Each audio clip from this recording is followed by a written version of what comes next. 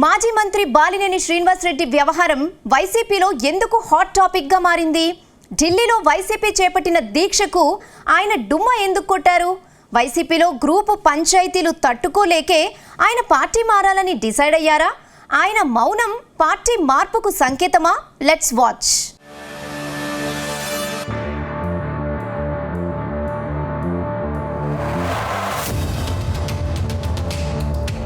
ఆంధ్రప్రదేశ్లో వైసీపీ ప్రభుత్వం అధికారం కోల్పోయాక జగన్కు సొంత పార్టీ నేతలు షాకుల మీద షాకులిస్తున్నారు. పలు జిల్లాల్లో కొందరు నేతలు అధికార పార్టీలో చేరితే మరికొందరు లీడర్లు పార్టీలో ఉన్నామా లేమా అన్నట్లు వ్యవహరిస్తున్నారు. రాష్ట్రంలో కూటమి సర్కారు అధికారంలోకి రాగానే వైసీపీ ప్రభుత్వంపై అవినీతి ఆరోపణలు చేస్తోంది. అయినా మాజీ మంత్రులు ఒక్కరు కూడా స్పందించడం లేదు. ఈ జాబితాలో మాజీ మంత్రి బాలినేని శ్రీనివాస్ రెడ్డి కూడా చేరిపోయారు. ప్రభుత్వంపై విమర్శించడం దేవుడెరుగు, కనీసం సొంత పార్టీ నేతల మీటింగులకైనా హాజరు కావడం లేదు. అంతేకాదు, ఆయన ఏపీలోనే కనిపించడం లేదట. ఎన్నికల్లో ఓడిపోగానే బాలినేని శ్రీనివాస్ రెడ్డి హైదరాబాద్కు షిఫ్ట్ అయ్యారట. ఎప్పుడైనా రావాలని అనిపిస్తే అప్పుడప్పుడు వచ్చిపోతున్నారట. ఇదిలా ఉండగానే తాజాగా ఢిల్లీ ధర్నాకు సైతం బాలినేని హాజరు కాకపోవడంతో అసలు ఆయన మనసులో ఏముందనే చర్చ సొంత పార్టీలో జోరుగా జరుగుతోందట.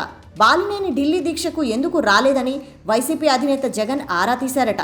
అయితే బాలినేని అడుగులు ఎటువైపు పడుతున్నాయన్న చర్చ మొదలైందట పార్టీ వర్గాల్లో.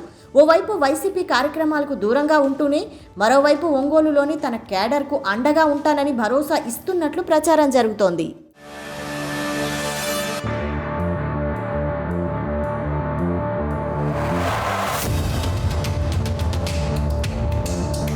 ఇటీవల జరిగిన ఎన్నికల్లో ప్రకాశం జిల్లాలో వైసీపీకి గట్టి ఎదురుదెబ్బ తగిలింది. అయితే ఎన్నికల్లో ఓటమికి పార్టీలో కొందరు సీనియర్ల సొంత నిర్ణయాలే కారణమని నేతలు గుర్తించారు. నాన్ లోకల్ వ్యక్తులు జిల్లాలో అంతా తామై నడిపిస్తున్నట్టు వ్యవహరించడం ఓటమికి కారణంగా తెలుసుకున్నారు. అయితే ఈ రగడ కొనసాగుతుండగానే వైసీపీ హైకమాండ్ బాలినేనికి షాక్ ఇచ్చింది. చిత్తూరు జిల్లాకు చెందిన చెవిరెడ్డి భాస్కర్ రెడ్డిని జిల్లా అధ్యక్షుడిగా నియమించింది.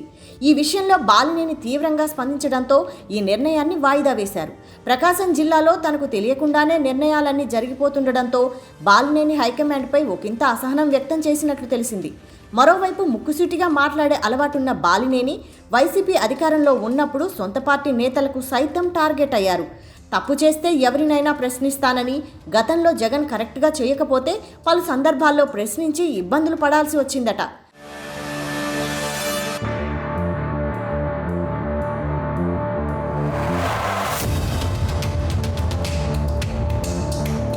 తాజాగా వైసీపీ ప్రకాశం జిల్లా అధ్యక్షుడా తిరుపతి నేత చెవిరెడ్డి భాస్కర్ రెడ్డిని నియమించాలన్న అధినాయకత్వం ఆలోచనను తీవ్రంగా వ్యతిరేకించారు బాలినేని. ఒంగోలు వైసీపీ ఎంపీ అభ్యర్థిగా ఆయన్ని బరిలో నిలిపి చేతులు కాల్చుకున్నాక కూడా తిరిగి ఆయన్నే జిల్లా అధ్యక్షుడిగా నియమించాలనుకోవడం పద్ధతి కాదంటూ పార్టీ అధిష్టానానికి తెగేసి చెప్పారట.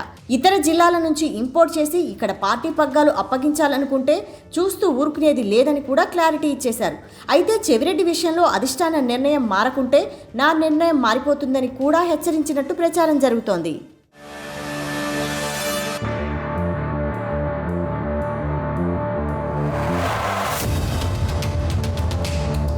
మరోవైపు ఎన్నికల్లో ఓటమి తర్వాత వైసీపీ అధినేత జగన్లో ఎలాంటి మార్పు లేదని బాలినేని క్యాడర్తో చెబుతున్నారట. గతంలోనే మంత్రి పదవిని ఉన్నపళంగా పీకిపారేసిన జగన్ ఆ తర్వాత జిల్లా రాజకీయాల్లోనే తమ పాత్ర లేకుండా చేశారని నేతలతో వాపోయారట. అందుకే ఆయన ఢిల్లీ దీక్షకు హాజరు కాలేకపోయారట. అయితే ఈ విషయం అర్థం కాక పార్టీలోని క్యాడర్ గందరగోళానికి గురవుతున్నారట. కావాలని ఆయన సైలెంట్గా ఉన్నారా, లేక అసలు పార్టీ నుంచే సైడ్ అవ్వాలనుకుంటున్నారా అన్న చర్చ మొదలైందట. దారుణంగా ఓడిపోయాక కూడా జగన్లో మార్పు రాలేదని, గ్రౌండ్ లెవెల్లో ఏం జరిగిందో సరైన ఫీడ్బ్యాక్ తీసుకోకుండా ఇప్పటికీ తాను చెప్పిందే వినాలన్న ధోరణిలోనే ఉన్నారంటూ బాలినేని తనకు అత్యంత సన్నిహితుల దగ్గర అంటున్నట్టు చెప్పుకుంటున్నట్టు తెలిసింది. ఇలాంటి వాతావరణంలో పార్టీ మార్పుపై బాలినేని ఇప్పటికిప్పుడు ఓ నిర్ణయం తీసుకున్నా మార్పు ఖాయమన్న ప్రచారం అయితే జరుగుతోంది.